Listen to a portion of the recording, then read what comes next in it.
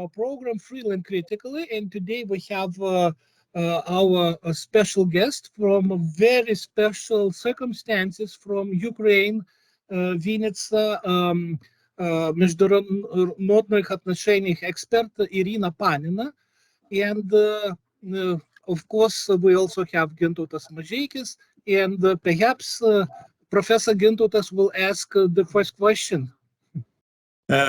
Thank you, Iryna, for participation. Nice to see you again. And my first consideration and related question is about contemporary regional political and cultural identity between Poland, Baltic countries, Ukraine, and probably Romania, and even more, for example, Slovakia or Croatia.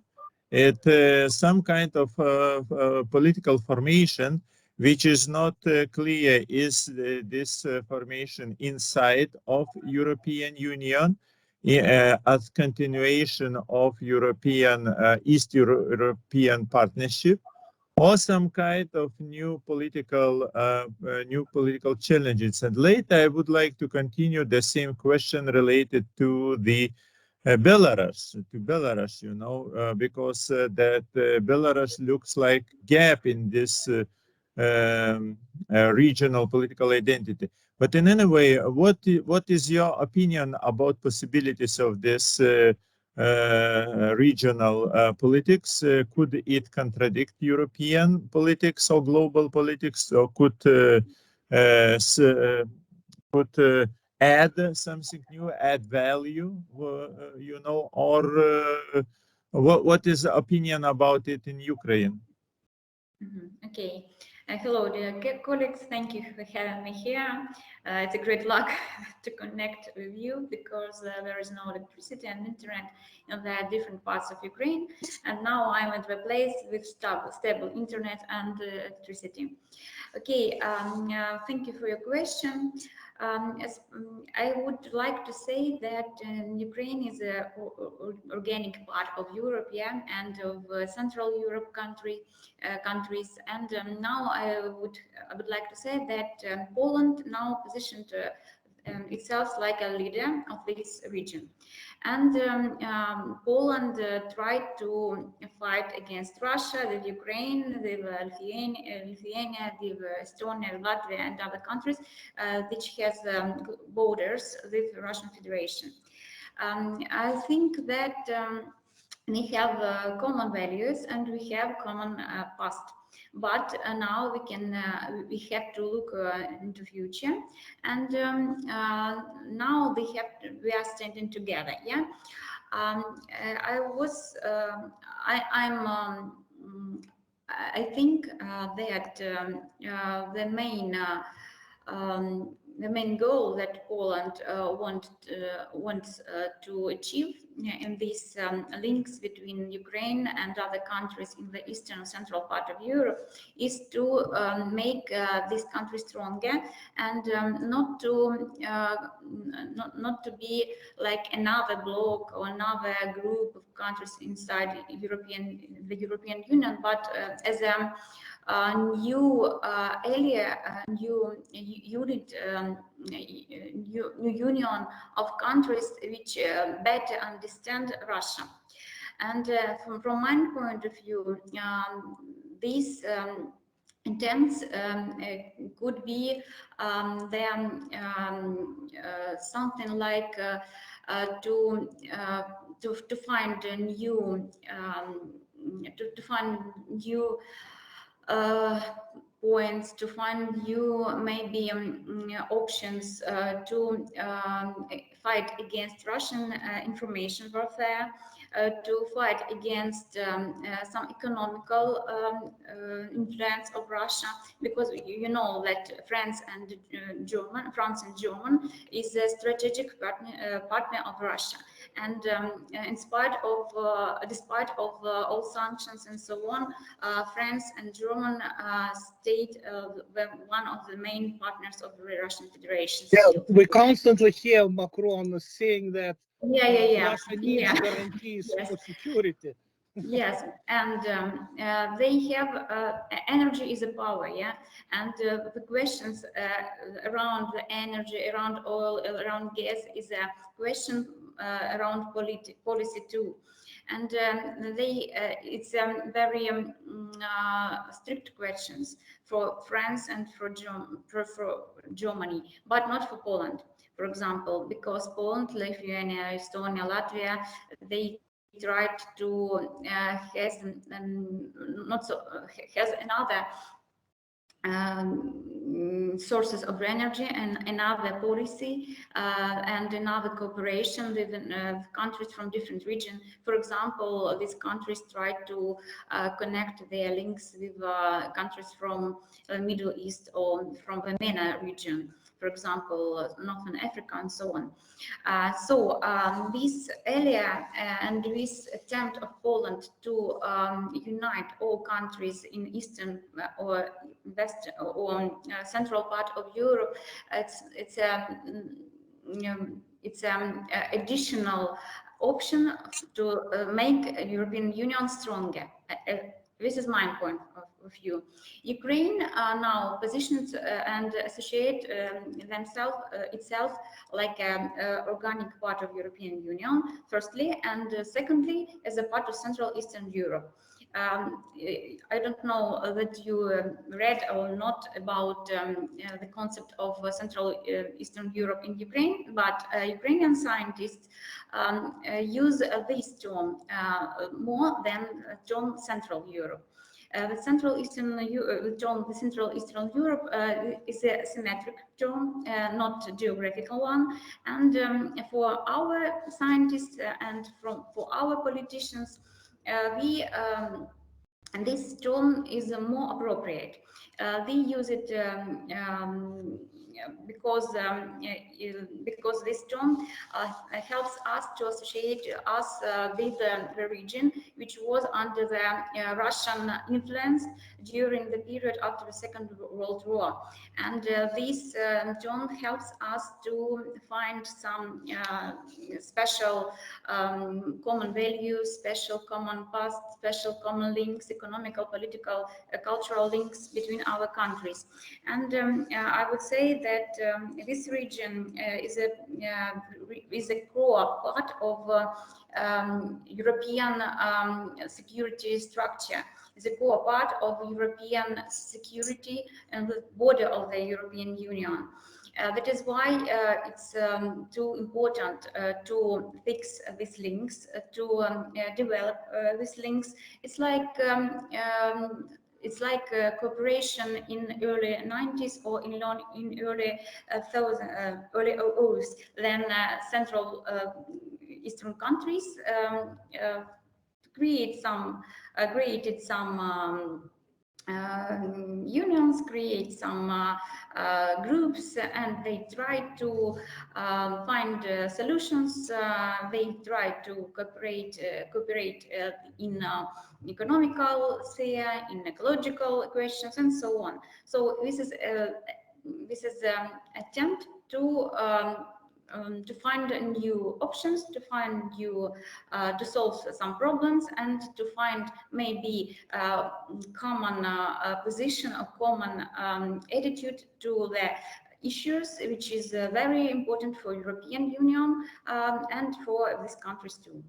Iryna, you mentioned about problems. One of the problem of region is Belarus. Belarus, is divided between opposition, which mostly is abroad, and Lukashenko's regime, which plays some dances, with Putin and Kremlin, the dances that not always are clear for Western society and for Lithuania. But the last time that the newspapers started to discuss, even Belarusian opposition newspapers, about possible, I emphasize, possible agreement between Ukraine, Lithuania, and Belarus for the transporting of grain from Ukraine to Lithuanian ports through Belarus. It's much more cheaper.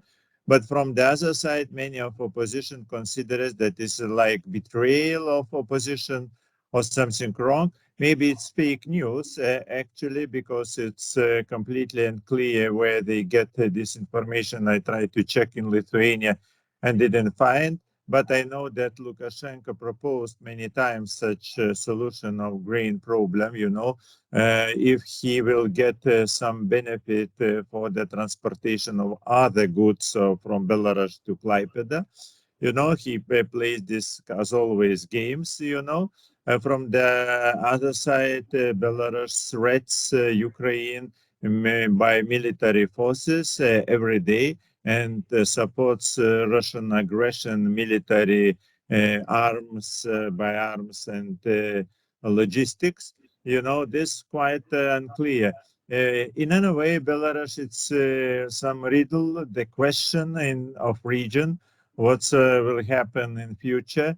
And Ukraine was all and is very active player in this scene of Belarus destiny, because deeply is interested in this one. And what's your opinion about this situation with Belarus? Mhm. Thank you for asking. I think that this news is like fake news, because there is no opportunities to find out something, to find out the truth in this news. You know that Ukraine and Belarus has very close ties. From the beginning of the 19th century until the February 2022. Yeah, but our relationships was interrupted by the occupation and by the invasion of Russian Federation in the February this year. As you say, Belarus is the ally of the Russian Federation, and there is no links, no cooperation from our government with the Belarus government. I think that they have, and now they do this. Our government and other politicians try to communicate with Belarus opposition, and as you know, more than 1,030 soldiers from Belarus now fight against Russia and Ukraine. This is the troops named Belarus Gayun, and they helped our army to struggle against aggressor. So now I see two options of cooperation between Belarus. Firstly, we have to block all initiatives from Lukashenko and from the authorities of Belarus, because they are aggressor too, and they help Russia to kill civilians, to kill our soldiers, and to kill and to destroy our electricity and grid and our power grids in Ukraine. Secondly, they have to continue the cooperation with the opposition and to communicate with them how to help maybe Belarusian people to break up the government maybe, or to help them to fight against this regime in this country. And thirdly, I think that that Ukraine can be the country, can be the state who can demonstrate Belarus what Russian Federation is. What is the consequences of its kind attitude? What is the consequences of its relationships with Russia and cooperation in all areas? I think that Ukraine, Poland, Lithuania have to work not with government but with their citizens of Belarus. I mean information policy. I mean to share some information, to share some news, to propose opportunities for students, for people who have a pro-European position, and use these channels to build another attitude to Russia in Belarus and another attitude to the European Union, because part of Belarusian has a position: this is not my war. I don't understand what is going on. I'm only citizens of my country, and I want to live as it is. Yeah. So we have to communicate. We have to provide information policy towards Belarusian, and maybe after our victory, we can build new relationships with new government, with a new pro-European Belarus. About the victory. I can't hear you. Tomas, we don't hear you. Tomas, please check your Can you hear me audio. now?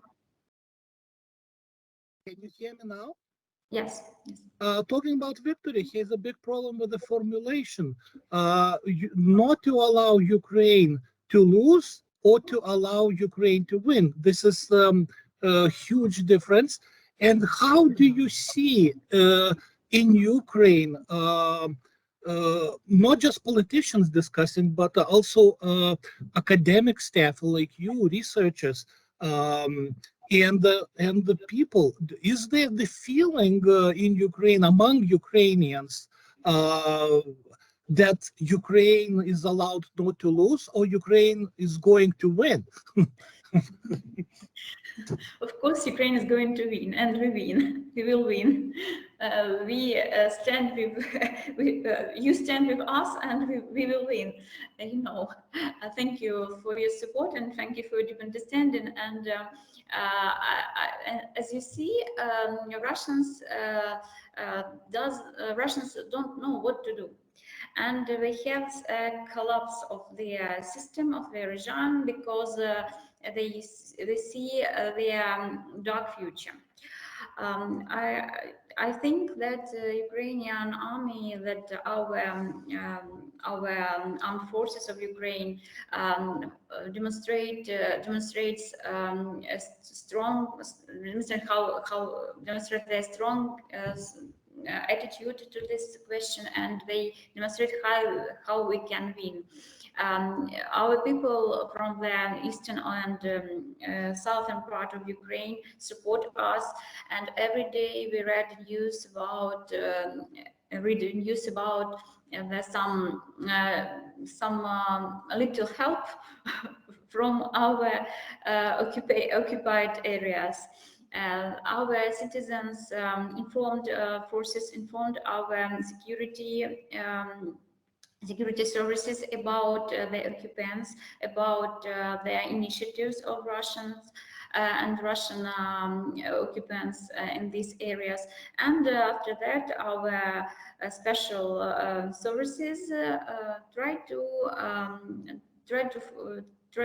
kill them, or try to make their reality here worse than it is now. I think that yes, of course, we are depend on the support from European Union, from the United States, and from the other countries, because there is no opportunities for Ukraine to produce more. And to produce more equipment, to produce new something for fighting and so on. And of course, we need supports, and we need money for this. And of course, it's too difficult to live every day without powers, without internet. It's it's a big challenge for us, but we are flexible, and we find ways to live in these conditions and under these conditions. And I think that we will show you our victory in 2023. So thank you very much for your yes, optimistic, notes. Yes. Thank you very much, Iryna, for being with us. Dear our Thank you. viewers, here's our program, Freely and Critically, with our special guest today, Iryna Panina. Thank you. Thank you. Thank you.